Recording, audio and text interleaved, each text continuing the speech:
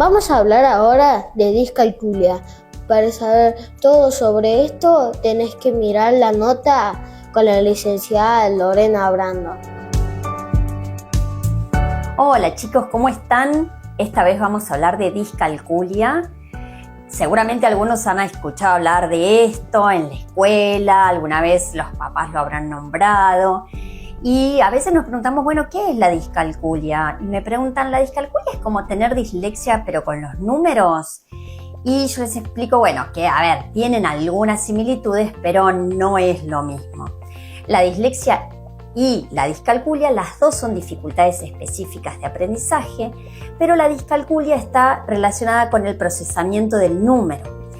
Y algo que me preguntan mucho es, si a mí me va mal en matemática, ¿es porque tengo discalculia? Y yo les digo, no necesariamente. A veces la matemática puede no gustarnos, puede ser que la matemática nos resulte difícil y no por eso tenemos discalculia.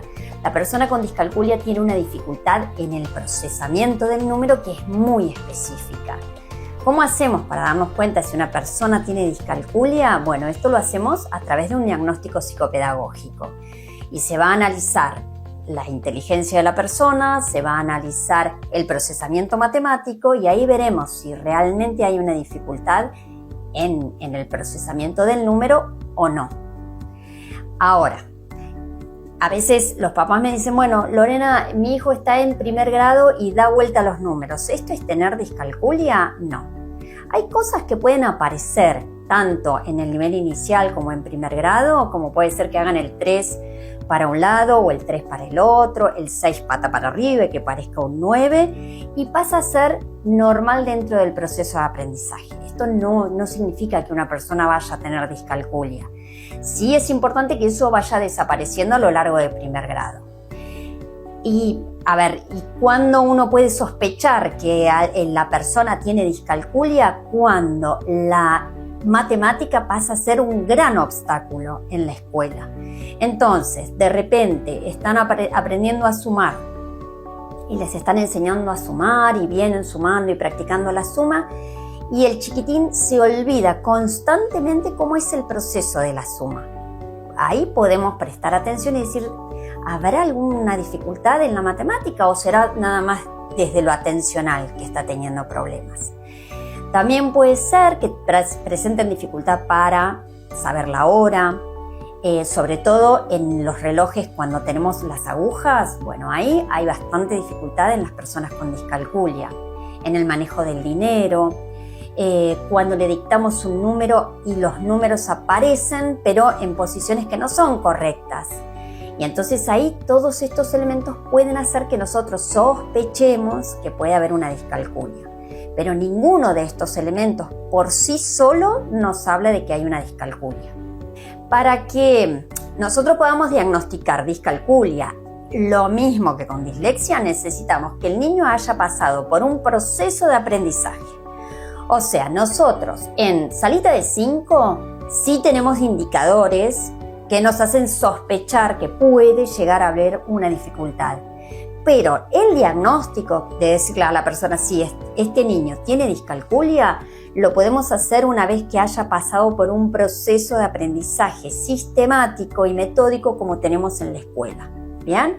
Entonces, si al niño no le enseñaron a sumar o no le enseñaron a restar en la escuela porque no fue, a veces pasa de niñitos que han tenido enfermedades o han tenido alguna situación familiar por la cual no han podido asistir a la escuela y entonces en esos casos uno tiene que ser, digamos, como muy cauto y decir, bueno, primero tiene que pasar por un proceso de enseñanza para que uno pueda hacer un diagnóstico preciso. Lo mismo pasa con la lectura, o sea, solamente podemos hacer un diagnóstico si el niño pasó por un proceso de enseñanza, si no, no.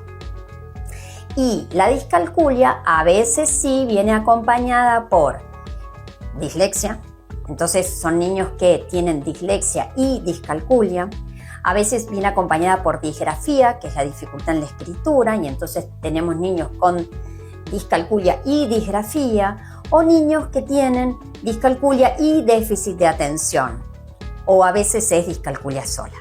Entonces, por eso es importante hacer un diagnóstico preciso para poder darle las herramientas a las seños y a los profes del nivel secundario para que ellos sepan cómo hacer los ajustes de acceso en estos casos.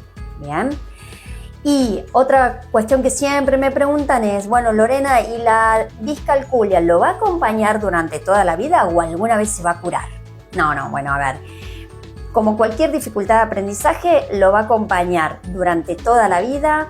En general tiene un correlato genético, o sea que hay alguien en la familia que tiene discalculia y esta persona también la tiene, y lo va a acompañar durante toda la vida, pero sí lo que logran las personas es ir compensando la dificultad. ¿Qué quiere decir esto?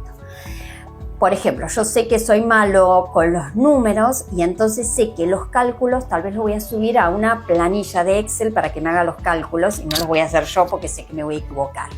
¿Bien? A veces, la otra vez me contaban de una contadora que tiene discalculia y yo dije, ¿cómo hace con tantos números? Y entonces me explicaron que lo que hace es siempre tener a alguien que le verifique un poco los números. Entonces ella sabe y es consciente de que a veces los números se le cambian de lugar y entonces hace todo el trabajo y después le pide a otra persona que lo verifique para ver que todos los números hayan quedado en su lugar, ¿no? Es importante conocer nuestra dificultad para poder afrontarla. Bueno, a ver, el tema de la carrera universitaria o el terciario o el trabajo que vayan a elegir las personas con alguna dificultad, siempre yo recomiendo que tengamos en cuenta, si hay una dificultad de aprendizaje, que tengamos en cuenta qué carrera van a elegir. Porque obviamente, si yo tengo discalculia y elijo una carrera que está llena de números, y entonces, bueno, justo me meto donde tengo la mayor de las dificultades. Pero si la persona tiene este deseo de llevar adelante esa carrera, lo único que tiene que ser consciente es que le va a costar un poco más que al resto. ¿Bien? Entonces, las dificultades de aprendizaje es importante tener en cuenta que no son un obstáculo, son una condición. Siempre y cuando yo la haya trabajado previamente, que obviamente, igual que con la dislexia, hay tratamientos para que compensen lo más que puedan y la dificultad sea leve, ¿sí? Pero llevando un tratamiento adecuado y los ajustes escolares adecuados, la persona puede salir adelante con su aprendizaje. En el nivel universitario ya no se hacen muchos ajustes. Acá ya depende mucho de cada universidad. Con la dislexia también nos pasa que en el nivel universitario no siempre tienen en cuenta las necesidades de la persona, pero bueno, en algún punto la persona también se va acomodando al mundo. No podemos siempre acomodar el mundo a la persona. Entonces, una persona que haya recibido un buen tratamiento tiene estrategias para poder enfrentarse con las distintas situaciones. Y ser flexible, decir, bueno, a veces el otro no se puede acomodar a lo que yo necesito, pero yo tengo la capacidad para compensar mi dificultad y para salir adelante. Me parece que ahí está uno de los grandes beneficios de los tratamientos, de poder ser conscientes hasta dónde está mi dificultad y cómo poder compensarla. Bueno, el papel de la escuela es un papel fundamental con niños con discalculia, como niños con cualquier dificultad o con el proceso de aprendizaje normal de cualquier niño, ¿no? El papel de la escuela es fundamental, ¿por qué? Porque nosotros podemos favorecer que el niño se sienta competente con la matemática pese a sus dificultades y entonces que así pueda salir adelante, o podemos frustrarlo. Entonces, depende de lo que nosotros hagamos, vamos a lograr que este aprendizaje sea lo más beneficioso posible para este niño. Y hay que tener en cuenta algo que es muy importante. Hay un cuadro que se confunde a veces con discalculia, que es la ansiedad matemática. Son niños que frente a la matemática se ponen tan ansiosos que empiezan a equivocarse y a confundirse en las operaciones, suman, restan, en lugar de, o sea, se confunden la operación que están haciendo, se ponen tan nerviosos y tan ansiosos que no entienden nada de lo que tienen que hacer, pero esto no es discalculia, ¿sí? Por eso es importante hacer un diagnóstico muy preciso. Tener ansiedad matemática no es tener discalculia, son dos cuadros totalmente diferentes.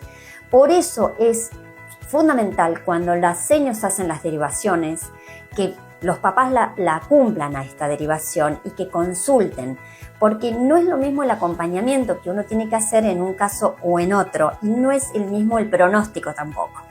Entonces, si bien los dos nenes también pueden ser que los dos vayan a diciembre, la causa que los llevó a llevarse la materia es totalmente diferente. Entonces, ahí es donde nosotros tenemos que saber orientarlos.